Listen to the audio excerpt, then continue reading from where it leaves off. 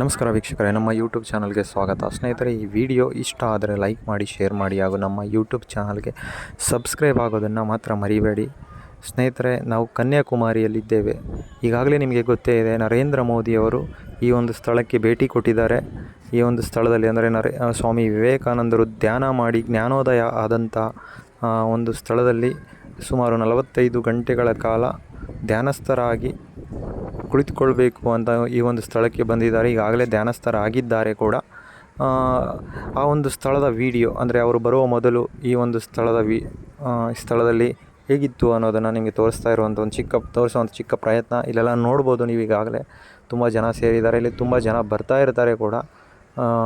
Tourist place ಆಗಿರೋದರಿಂದ ಇಲ್ಲಿ ಸೂರ್ಯಾಸ್ತಮ ಮತ್ತು ಸೂರ್ಯೋದಯ ಎರಡನ್ನೂ ಕೂಡ ಈ ಒಂದು ಸ್ಥಳದಲ್ಲಿ ಕಾಣಲಿಕ್ಕೆ ಸಿಗುತ್ತೆ. ಈಗ ಇಲ್ಲಿ ನೀವೇನು ನೋಡ್ತಾ ಇದ್ದೀರಲ್ಲ, ಸ್ವಾಮಿ ವಿವೇಕಾನಂದರ ರಾಕ್ ಅಂದರೆ ಅವರ ಸ್ಮರಣಾರ್ಥವಾಗಿ ನಿರ್ಮಿಸಿರುವಂತಹ ಇದು 1970ರಲ್ಲಿ ಅವರ ಸ್ಮರಣಾರ್ಥವಾಗಿ ನಿರ್ಮಿಸಿರುವಂಥದ್ದು. ಈ ಒಂದು ಸ್ಥಳಕ್ಕೆ ಅಂದರೆ ಮುಖ್ಯ ಭೂಮಿಯಿಂದ ಸುಮಾರು 500 ಮೀಟರ್ ದೂರದಲ್ಲಿರುವಂಥ ಈ ಒಂದು ಸ್ಥಳಕ್ಕೆ ಸ್ವಾಮಿ ವಿವೇಕಾನಂದರು ಈಜಾಡಿಕೊಂಡೇ ತೆರಳಿದ್ರು ಅಂತ ಹೇಳಲಾಗುತ್ತೆ.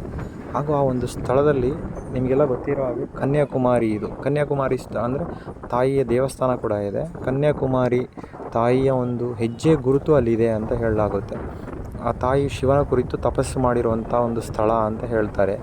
ಅಂಥ ಒಂದು ಸ್ಥಳದಲ್ಲಿ ಸ್ವಾಮಿ ವಿವೇಕಾನಂದರು ಅಂದು ವೀರ ಸನ್ಯಾಸಿ ಅಂತ ಹೇಳುವ ಸ್ವಾಮಿ ವಿವೇಕಾನಂದರು ಮುಖ್ಯ ಭೂಮಿಯಿಂದ ಸುಮಾರು 500 ಮೀಟರ್ ದೂರದಲ್ಲಿರುವಂಥ ಈ ಒಂದು ಸ್ಥಳಕ್ಕೆ ಈಜಾಡಿಕೊಂಡೇ ತೆರಳಿ ಅಲ್ಲಿ ಧ್ಯಾನಮಗ್ನರಾಗಿದ್ದರು. ಅವರಿಗೆ ಅಲ್ಲಿ ಜ್ಞಾನೋದಯ ಆಯಿತು ಅಂತ ಹೇಳಲಾಗುತ್ತೆ. ಈ ಒಂದು ಸ್ಥಳದಲ್ಲಿ ಇಂದು ನರೇಂದ್ರ ಮೋದಿಯವರು ಮೆಡಿಟೇಷನ್ ಮಾಡ್ತಾ ಇದ್ದಾರೆ, ಧ್ಯಾನಸ್ಥರಾಗಿದ್ದಾರೆ. ಸ್ನೇಹಿತರೆ, ಈ ಒಂದು ಸ್ಥಳಕ್ಕೆ ನಿಮ್ಮಲ್ಲಿ ಯಾರು ಭೇಟಿ ಕೊಟ್ಟಿದ್ದೀರಿ ಕಮೆಂಟ್ ಮಾಡೋದ್ರ ಮುಖಾಂತರ ತಿಳಿಸಿ.